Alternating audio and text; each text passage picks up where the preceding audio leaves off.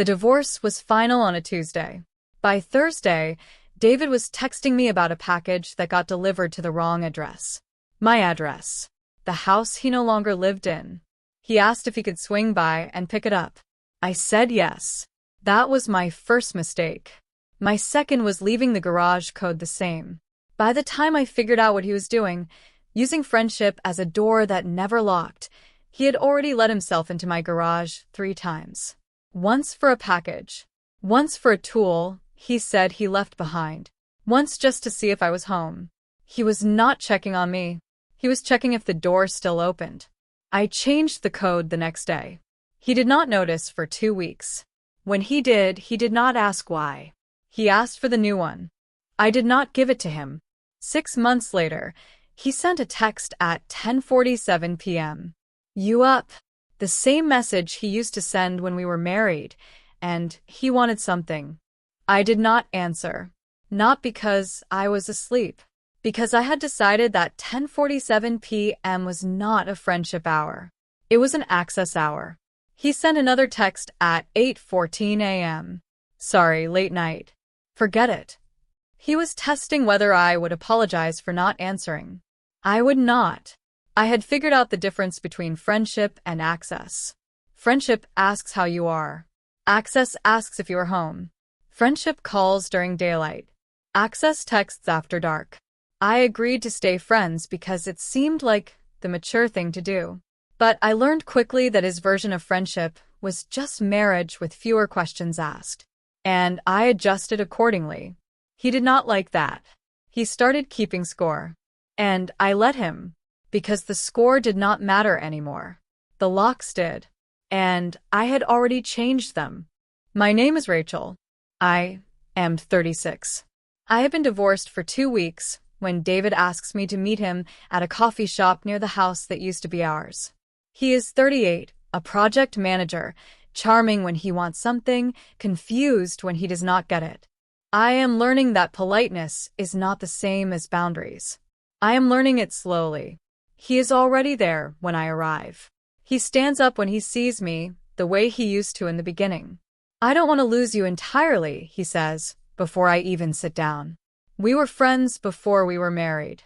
We can be friends after." I agree because it seems like the grown-up thing to do. The mature thing. The thing that proves the divorce was not a failure, just a change of shape. What does being friends actually look like to you? We check in. We grab coffee sometimes. We don't hate each other. That sounds easy. He smiles. It is. If you don't make it complicated. I do not ask what making it complicated means. I assume he means drama, jealousy, asking too many questions. I assume he means the things that ended the marriage in the first place. I will learn later that complicated means anything that requires him to consider my feelings before his convenience. He proposes no rules, just honesty. I do not yet understand what he means. No rules means he can do whatever he wants. Honesty means he will tell me only what he decides I deserve to know. He pays for both coffees. He hugs me outside. He says he is glad we are doing this. I hug him back. I am not sure I am glad, but I want to be. I want to believe that 2 people can end a marriage and still be kind to each other. I just do not know yet that his version of kindness looks exactly like his version of marriage. Access without accountability. And I have already agreed to the terms. I just did not read the fine print. The first 6 weeks followed a pattern. David texted most often late at night. After 10, usually on weekends, usually when he might be lonely or bored or both. I started noticing because I started paying attention, not to every message, to the shape of them, the questions he asked, the way he phrased things. "Are you home? What are you doing tonight? Who are you seeing?" I answered vaguely at first. "Out. Busy. With friends." He did not like that. "I thought we were being honest," he said. I stared at the message. His version of honesty was not openness. It was surveillance.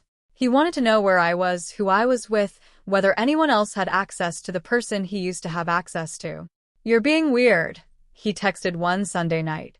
"I'm just asking how your weekend was." You asked if I was home.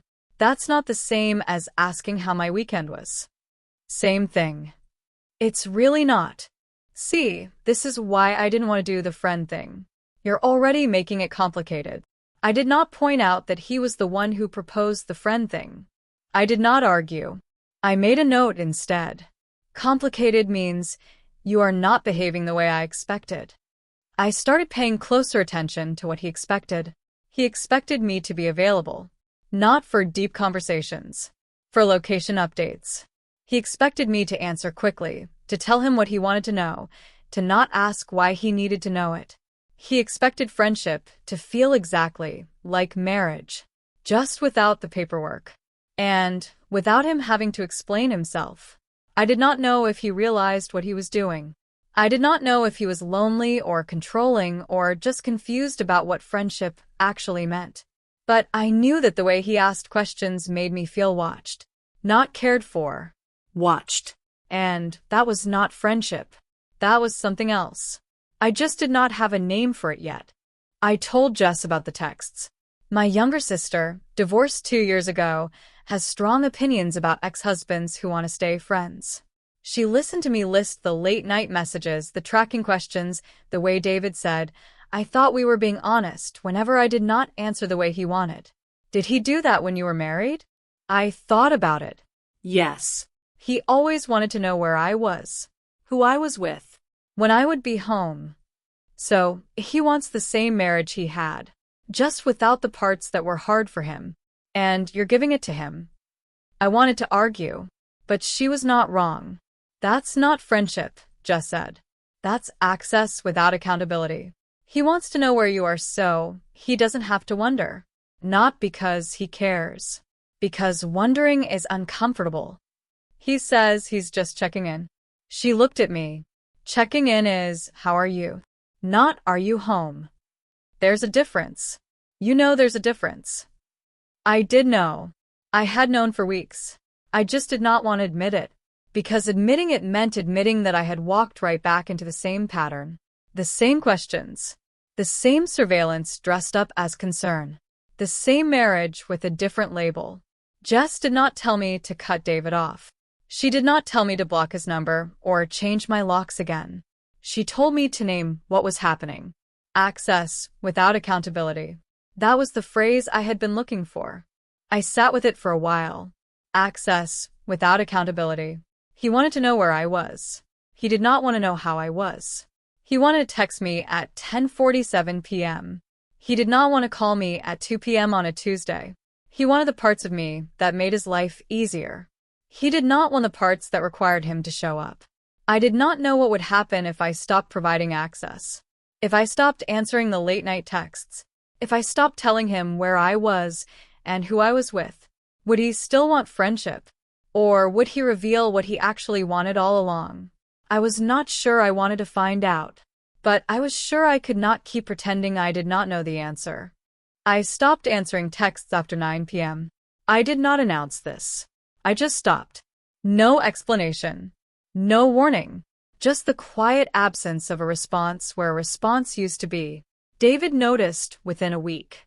He sent a message at 8:47 p.m. I did not answer. He sent another at 9:12 p.m. I did not answer. A third at 9:48 p.m. Are you okay? I read all three. I set the phone down. I answered at 8 the next morning. I was asleep. Everything is fine.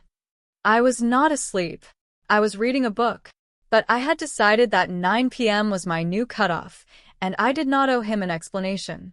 He did not ask why I was in bed so early. He did not ask anything. He just said, okay, talk later. The next Saturday, I was at my usual coffee shop. The one I went to every weekend. The one he knew about because he used to come with me. He walked in at 10:15 a.m. He did not see me at first. Then he did. He smiled and walked over. I was in the neighborhood. You live 20 minutes away. He shrugged. I thought we were friends. Friends see each other. I looked at him.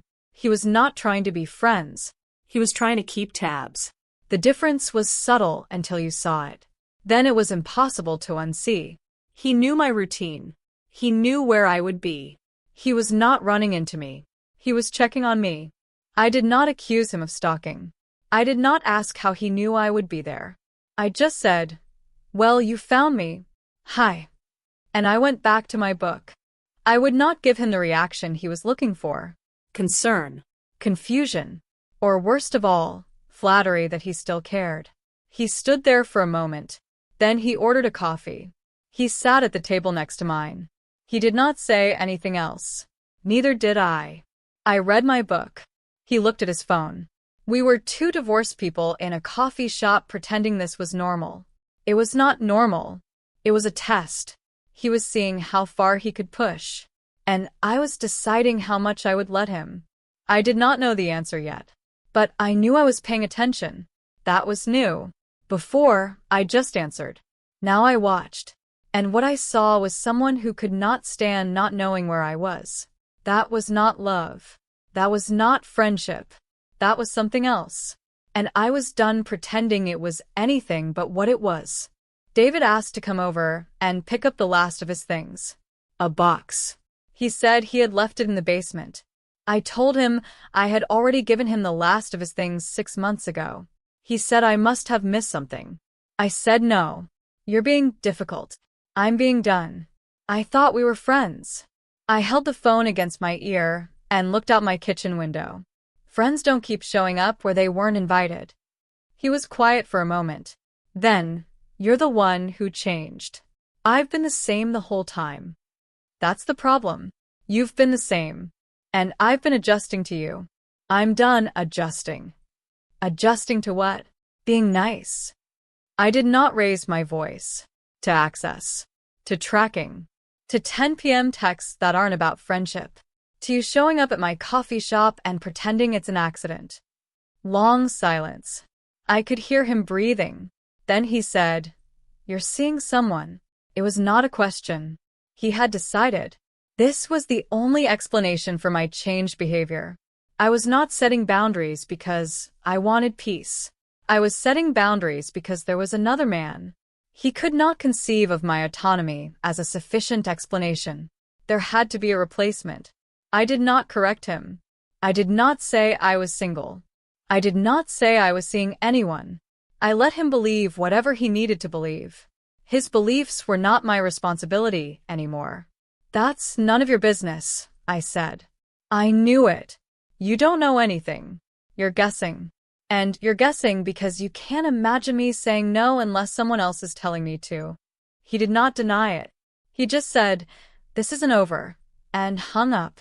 I set the phone down. I thought about what he might do next. He had decided I was with someone. That meant the rules had changed for him. He was not dealing with a woman who wanted space. He was dealing with a woman who had been taken. And men like David did not back off when they thought another man had won.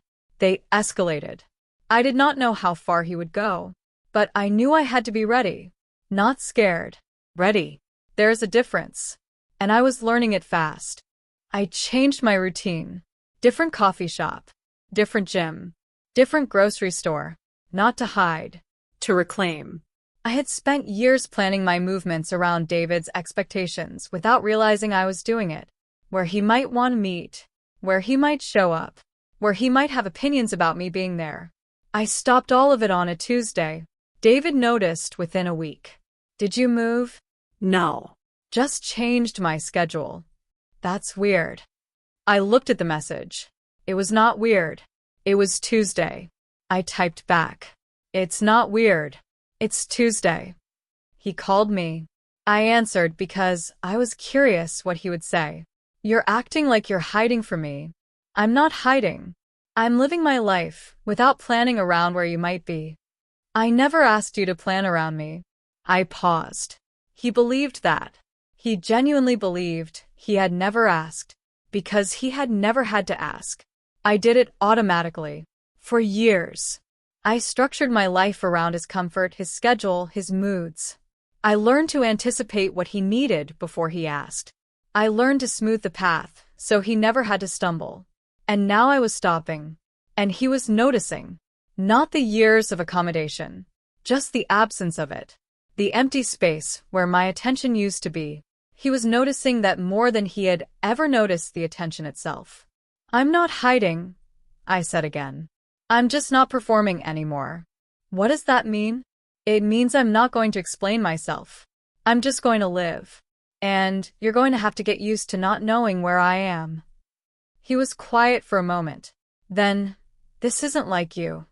I almost laughed. That's the point. I hung up. I did not know if he would accept the new distance. I did not know if he would find new ways to close the gap. But I knew something I had not known 6 months ago. His comfort was not my job anymore. His curiosity was not my emergency. His need to know where I was did not create an obligation for me to tell him. I was not hiding. I was just done being followed. There is a difference.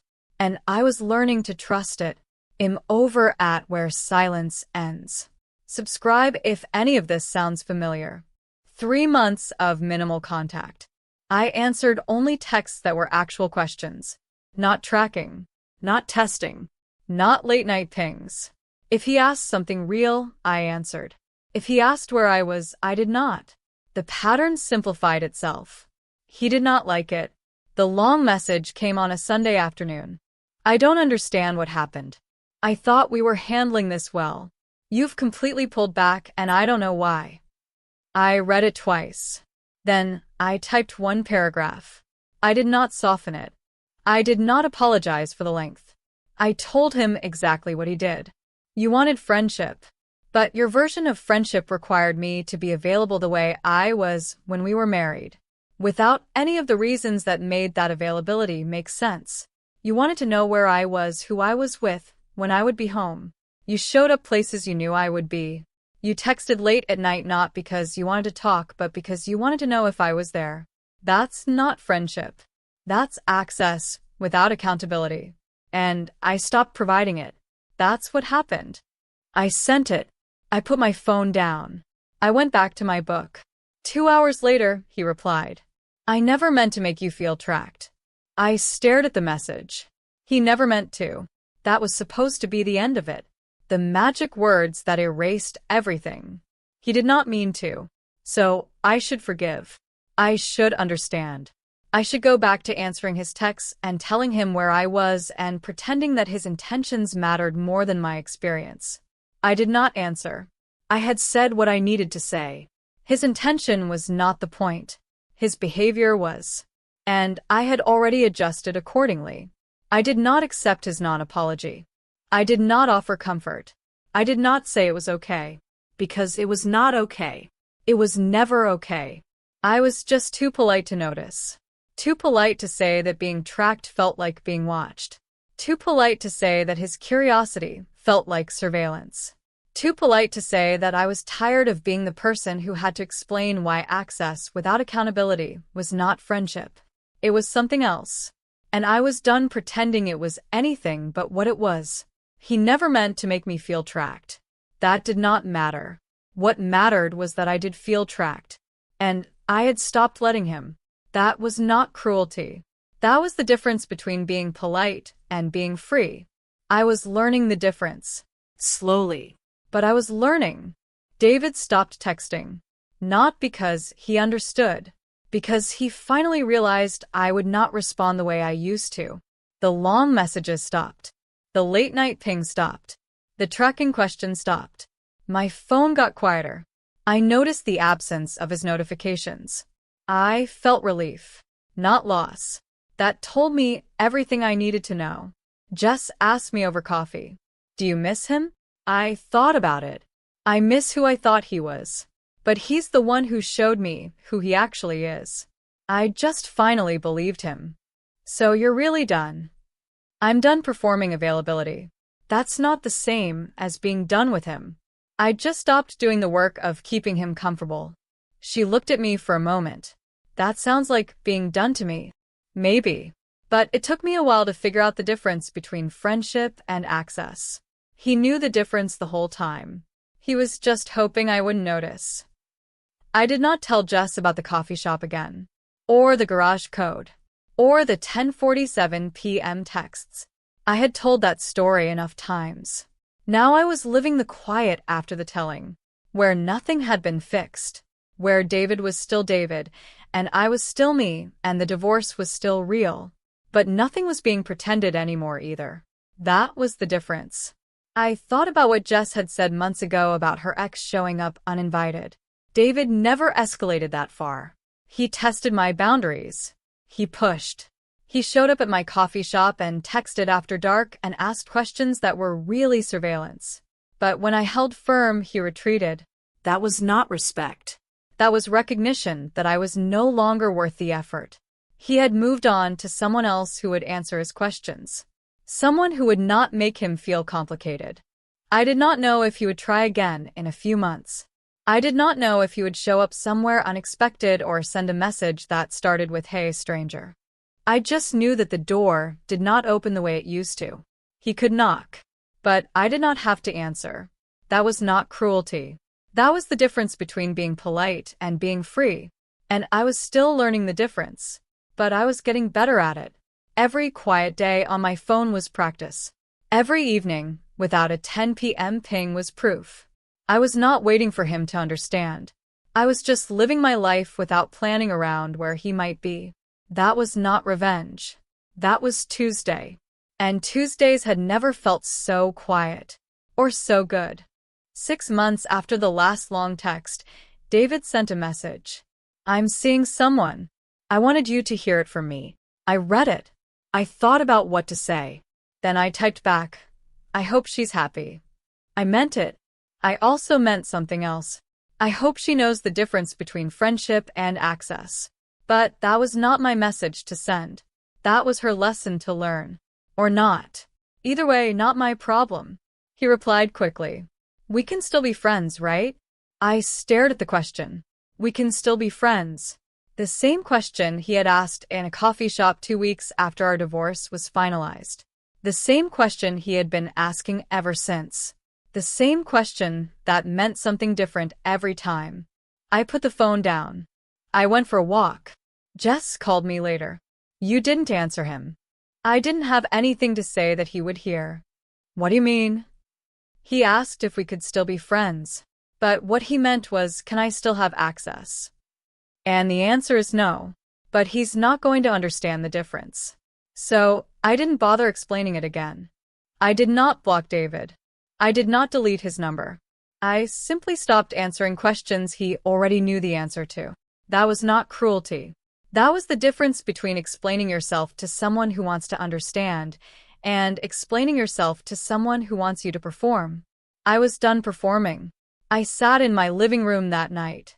The same living room where I used to wait for his texts, wondering if I should answer, wondering if silence made me rude. I was not waiting anymore. I had learned that some people confuse access with intimacy. They believe that knowing where you are is the same as knowing who you are. They are wrong. And it is not my job to teach them the difference. It is my job to protect the door. That is not bitterness. That is the difference between being available and being free. I chose free. It took me a while to figure out the difference, but I figured it out, and I adjusted accordingly. I'm over at where silence ends. When did you stop performing availability for someone who only wanted access?